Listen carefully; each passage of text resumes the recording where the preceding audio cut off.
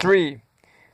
The major reason why anthropologists have shied away from cultural particularities when it came to a question of defining man and have taken refuge instead in bloodless universals is that faced as they are with the enormous variation in human behavior, they are haunted by a fear of historicism, of becoming lost in a whirl of cultural relativism so convulsive as to deprive them of any fixed bearings at all.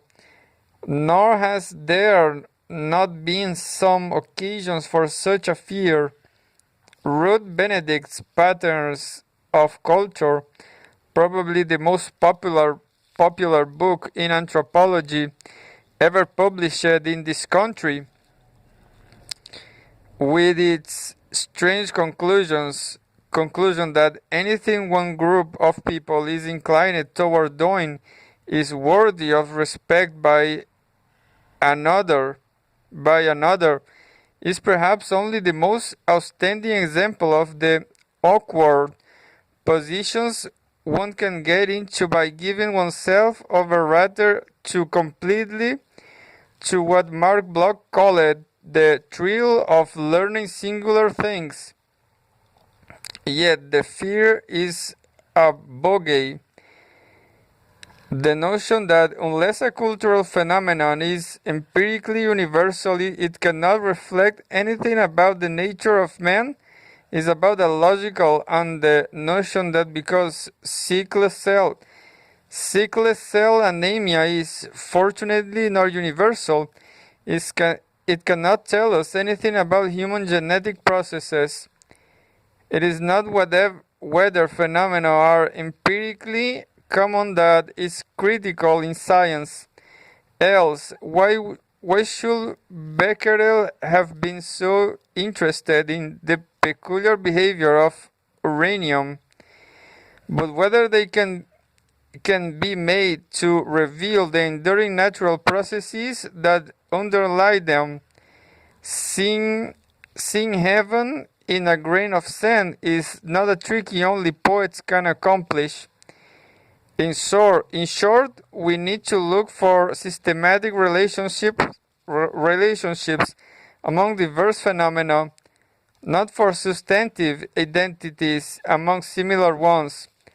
And to do that with any effectiveness, we need to replace the stratigraphic conception of the relations between the various aspects of human existence with a synthetic one, that is, one in which biological, psychological, sociological, and cultural factors can be treated as variables within unitary system of analysis.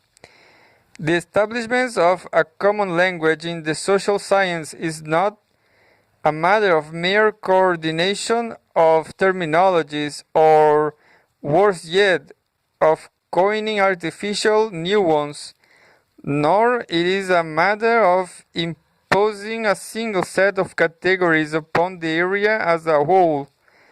It is a matter of integrating different types of theories and concepts in such a way that one can formulate meaningful propositions embodying findings now sequestered in separate fields of studies.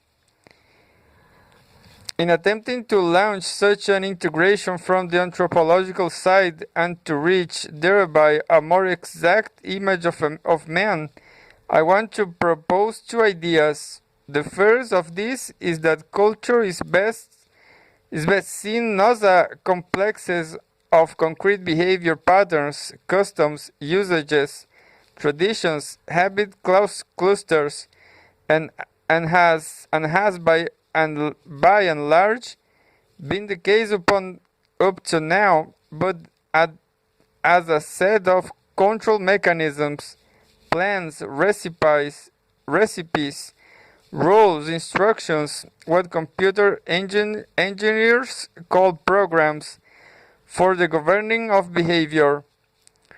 The second idea is that man is precisely the animal most desperately dependent upon such extragenetic, outside the skin control mechanisms, such cultural programs for ordaining his behavior. Neither of these ideas is entirely new, but a number of recent developments, both within anthropology and in the other sciences, cybernetics, information theory, neurology, molecular genetics, have made them susceptible of more precise statements, as well as lending them a degree of empirical support they did not previously have. And out of such reformulations of the concept of culture and of the role of culture in human life comes in turn a definition of man stressing not so much the empirical commonalities in his behavior from place to place and time to time, but rather the mechanisms by whose agency the breed and indeterminateness of his inherent capacities are reduced to the narrowness and specificity of his actual accomplishments. One of the most significant facts about us may finally be that we all begin with the natural equipment to live 1,000 kinds of life, but end in the end having living only one. The control mechanism view of culture begins with the assumption that human thought is basically both social and public, that its natural habitat is the house yard, the marketplace, and the town square. Thinking consists not of happenings in the head, thought happenings there and elsewhere and necessary for it to occur, but of a traffic in what have been called by G.H. Mead and others significant symbols, words for the most part, but also gestures, drawings, musical sounds, mechanical devices like clocks, or natural objects like jewels. Anything, in fact, that is disengaged from its mere actuality and used to impose meaning upon experience. From the point of view of any particular individual, such symbols are largely given. He finds them already current in the community when he is born, and they remain with some additions, subtractions, and particular alterations he may or may not have had a hand in circulation after he dies. While he lives, he used them, or some of them, sometimes deliberately and with care, most often spontaneously and with ease, but always with the same end in view: to put a construction upon the events through which he lives, to orient himself within the ongoing course of experienced things, to adopt a vivid phrase of John Dewey's. Man is so in need of such symbolic sources of illuminations to find his bearings in the world, because the non-symbolic source that are constitutionally ingrained in his body cast so diffused a light. The behavior patterns of lower animals are, at least to a much greater extent, given to them with their physical structure. Genetic sources of information order their actions within much narrower ranges of variation. The narrower and more through through going, the lower the animal. For men, what are innately given are extremely general response capacities which, although they make possible far greater plasticity, complexity, and on the stuttered occasions when everything works as it should, effectiveness of behavior, leave it much less precisely regulated. This, then, is the second phase of our argument. Undirected by culture patterns, organized systems, or significant symbols, man's behavior will be virtually ungovernable, a mere chaos of pointless acts and exploding emotions, his experience virtually shapeless. Culture, the accumulated totality of such patterns is not such an ornament of human existence, but the principal basis of its specificity, an essential condition for it. Within anthropology, some of the most telling evidence in support of such a position comes from recent advances in our understanding of what uses to be called the descent of man, the emergence of Homo sapiens out of his general primate background.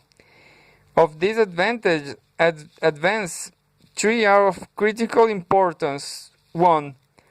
The discarding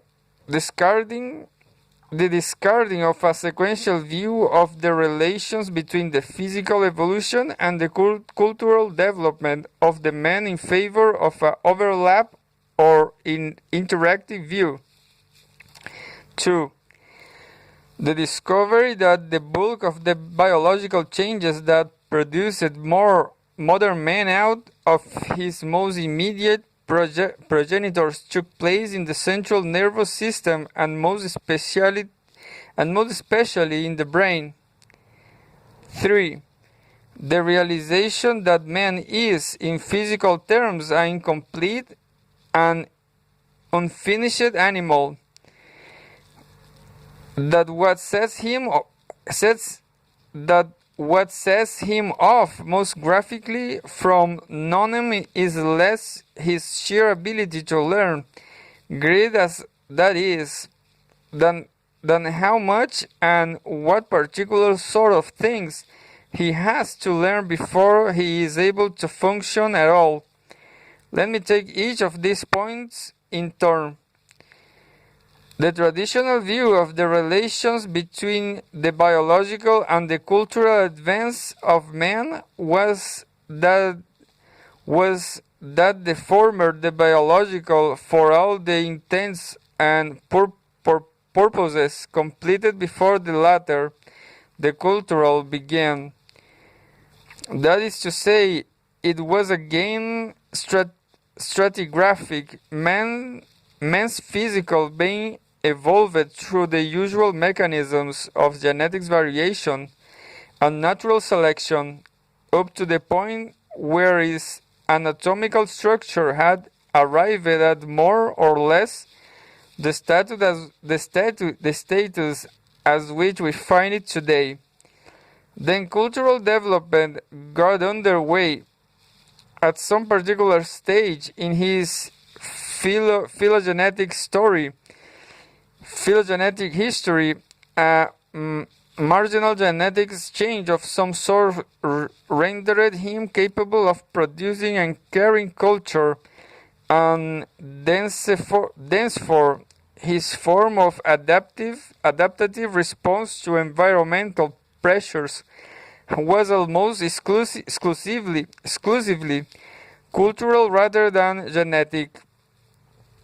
As they spread over the globe, he wore furs in cold climates and loin clothes, or nothing at all, in warm ones. He didn't alter his innate mode of response to environmental temperature.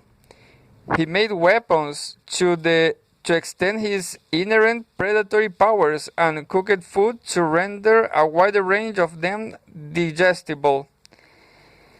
Man became man, the story continues, when having crossed some mental Rubicon, he became able to transit knowledge, belief, law, morals, customs, to quote the items of Sir Edward Taylor's classical definitions of culture, to his descendants and his neighbors through teaching, and to acquire them from his ancestors and his neighbors through learning. After that magical moment, the advance of the hominids depends almost entirely on cultural accumulation, on the slow growth of conventional practices, rather than, as it had for ages past, on physical organic change. The only trouble is that such a moment does not seem to have existed. By the most recent estimates, the transition to the cultural mode of life took the genus Homo several million years to accomplish, and stretches out in such a manner it involved not one or a handful of marginal genetic changes, but a long, complex, and closely ordered sequence of them. In the current view, the evolution of Homo sapiens, modern man, out of his immediate pre-sapiens background got definitely underway nearly 4 million years ago with the appearance of the now famous Australopithecines, the so-called ape man of southern and eastern Africa, and culminated with the emergence of Sapiens himself, only someone to 2 or 300,000 years ago.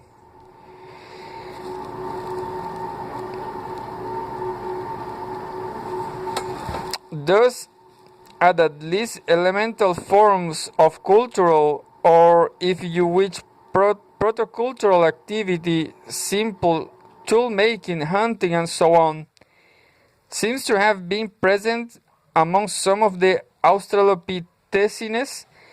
There was an overlap of, as I say, well over 1 million years between the beginning of culture and the appearance of man as we know him today. The precise dates, which are tentative and which further research may later alter in one direction or another, are not critical. What is critical is that there was an overlap, and that it was a very extended one. The final to date, at any rate, of the phylogenetic history of man took place in the same grand geological era, the so-called Ice Age. As the initial phases of his cultural history, men have birthdays, but man does not. Men have birthdays, but man does not. What this means is that culture, rather than begin added on, so to speak, to a finished or virtually finished animal, was an ingredient and centrally ingredient in the production of that animal itself. The slow, steady, almost glacial growth of culture through the Ice Age altered the balance of selection pressures for the evolving Homo in such a way as to play a major directive role in his evolution. The perfection of tools, the adaptation of organized hunting and gathering practices, the beginnings of true family organization, the discovery of fire, and most critically,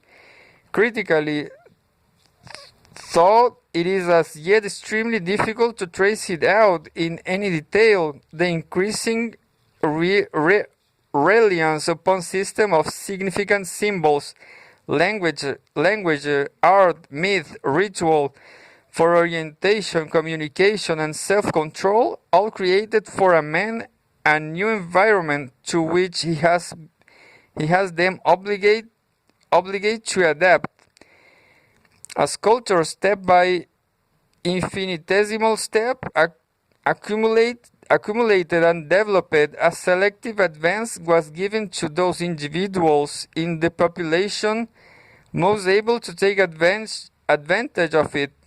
The effective hunter, the persistent gatherer, the adept tool maker, the resourceful leader, until what had been a small-brained proto-human Australopithecus became the large-brained, fully human Homo sapiens.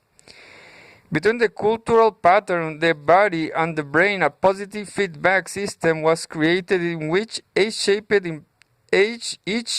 the process of the other. A system in which the interaction among increasing tool use, the changing anatomy of the hand, and the expanding representation of the thumb on the cortex is only one of the more graphic examples. By submitting himself to governance by symbolically mediated programs for producing artifacts, organizing social life, or expressing emotions, man determined, if unwittingly, the culminating stages of its own biological destiny. Quite literally, though quite inadvertently, he created himself.